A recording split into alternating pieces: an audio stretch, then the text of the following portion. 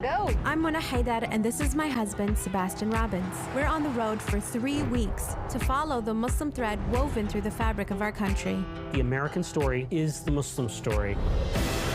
There is a legendary Muslim here. Look at that view. Wow. Now we are in the American West. We're taking the Great Muslim American Road Trip.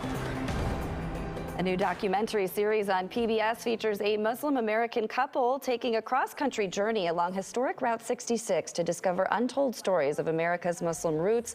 The Great Muslim American Road Trip features artist and activist Mona Haidar and her husband, Sebastian Robbins. And both of them are joining us live. Good morning. Good morning. Thanks for having us. Yeah, we appreciate you joining us. So tell us, how did this idea come to fruition? Why did you decide on this road trip? Yeah, it started very innocently, actually, with this idea that Mona and I could take kind of a second honeymoon and travel a part of the country we really knew nothing about.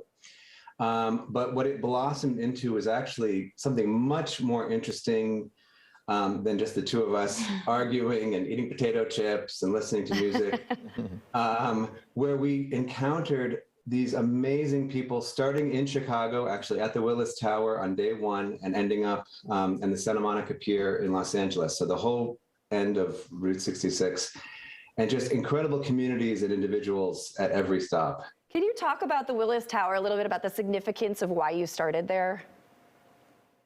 Yeah, it was actually designed by a Muslim named Fazlur Khan, and we had no idea. We showed up at the Willis Tower kind of as just tourists, and lo and behold, Fazlur Khan, a Muslim American, designed this incredible building, which was the tallest building in the world for a really long time. I forget the exact statistics. You Chicagoans should know better than this Michigander. But it was just incredible to find out that a Muslim American built this structure. And, we learned little tidbits like that all along the way. And we were there actually to meet with the daughter of Muhammad Ali, Maryam Ali. So it was just this amazing confluence of the past and the present and the future, all in this beautiful, amazing building. So as you continued on this journey, how did you decide where to stop and where to start shooting, interviews? Yeah. Go ahead. Well, as travelers, you're kind of in this very vulnerable, open, and sometimes helpless situation, which can lead to these spontaneous encounters. So as Muslims, we're looking for places to pray 5 times during the day.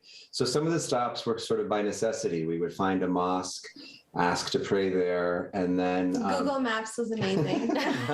yeah, some of it was thanks to technology. And then as a result of that, we were invited to meals. We were invited to hear their stories.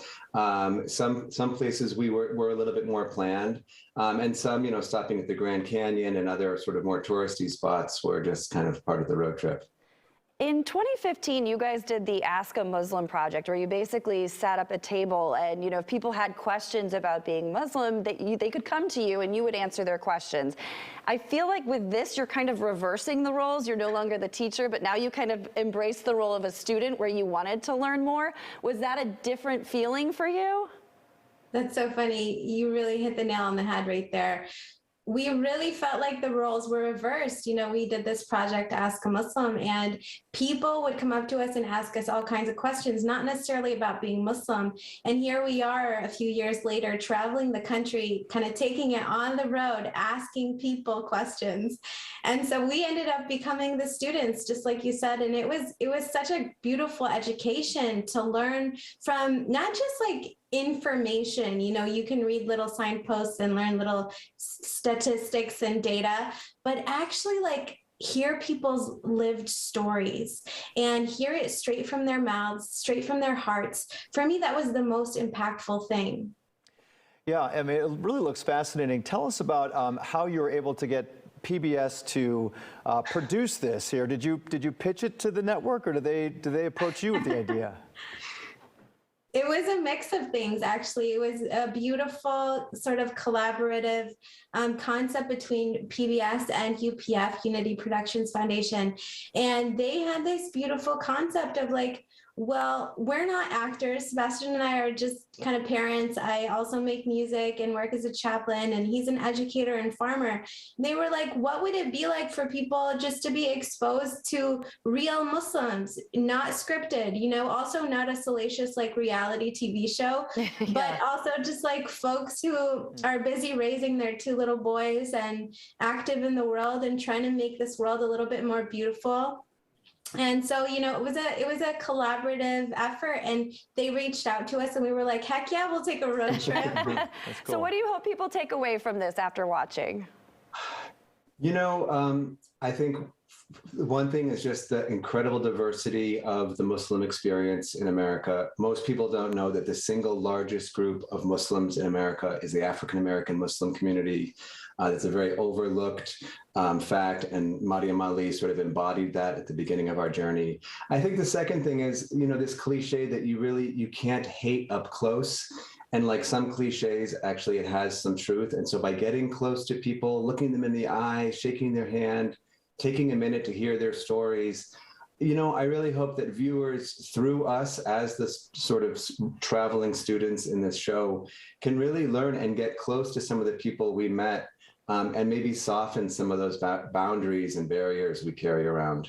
Mona and Sebastian, thank you so much for joining us this morning. You can check out the Great Muslim American Road Trip. That's on PBS. Go to pbs.org for more information. You can also follow Mona on social media. Thank you so much, guys. We appreciate it. Hey, thanks for having us. Have a great morning. You bet. You as too. well. Hey,